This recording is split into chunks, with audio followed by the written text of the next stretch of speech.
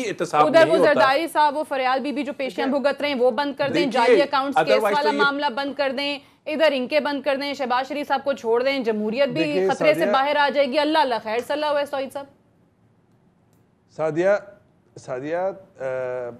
सादिया मैं समझता हूँ कि देखिए अभी आने वाले दिनों के अंदर भाई आपको गवर्नेंस करनी है, सियासत के साथ ही करनी है, सियासत करके ही तो आप इख्तिदार में आए हैं ना सादिया।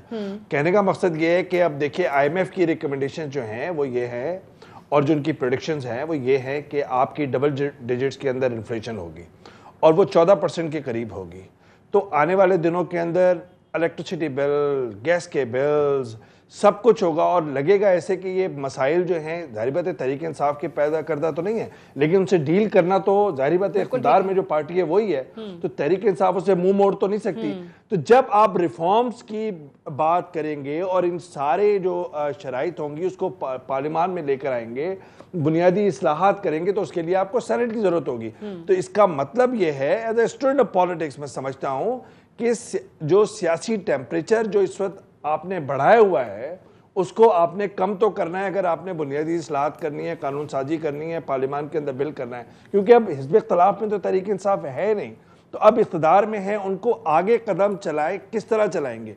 जिस ट्रैक पर इमरान खान साहब अपनी गवर्नेंस को, अपनी हुकूमत को लाना चाह रहे हैं, बदकिस्मती से उनके जो इस वक्त साथी हैं जिन पे उन्होंने तकिया किया हुआ था वो कहीं ना कहीं जो है मैं समझता हूँ कि इधर उधर बात को ले जा रहे हैं, एक सही ट्रैक पे नहीं आ रहा। उसके लिए मैं समझ रहा हूं कि आने वाले दिनों के अंदर for the time being temperature जो हाई हुआ है उसको नीचे लेकर आना है, वरना अपोजिशन जो है उसने अभी तक कोई मजबूत मरबूत तहरीक नहीं चलाई।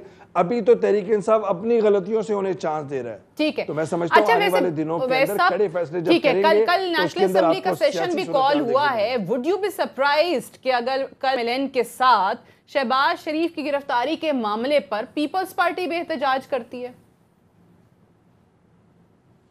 देखिए जो मुझे इत्तलात है, अब अगेन जो सियासी हलकों में बातचीत है सादिया, वो ये है कि इस्लामाबाद हाई कोर्ट के अंदर फैसला और फिर उसके बाद मरियम और नवाज शरीफ साहब का खामोश रहना, गो कि अभी 40वें की बात हो रही है कुलसुम नवाज साहिबा की।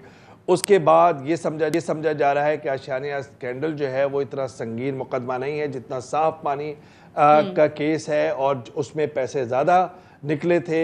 इन सारी बातों को मिलाकर और जरदारी साहब पसे पर्दा कहीं ना कहीं मुतहरिक हो रहे हैं एक दो बड़ी शख्सियात के साथ जो बिजनेस टाइकून्स भी हैं, तो उससे ये लगता है कि इशू बेस्ड सियासत करना चाहते हैं नून लीग के साथ। लेकिन मेरी नज़र में नवाज शरीफ साहब जितना रहेंगे सतह पर, सरफेस पे रहेंगे, उतना जरदारी साहब के करीब आना मुश्किल हो जाएगा। ओके, डिफिकल्ट है, बिल्कुल ठीक है, इम्पॉसिबल नहीं है। तो वो एहतजाज वाली चीज आपको सिर्फ और सिर्फ शहबाज शरीफ की गिरफ्तारी के मामले पे लेके राजा आमिर अब्बास साहब आपको लगता है कि ऐसा नहीं होगा?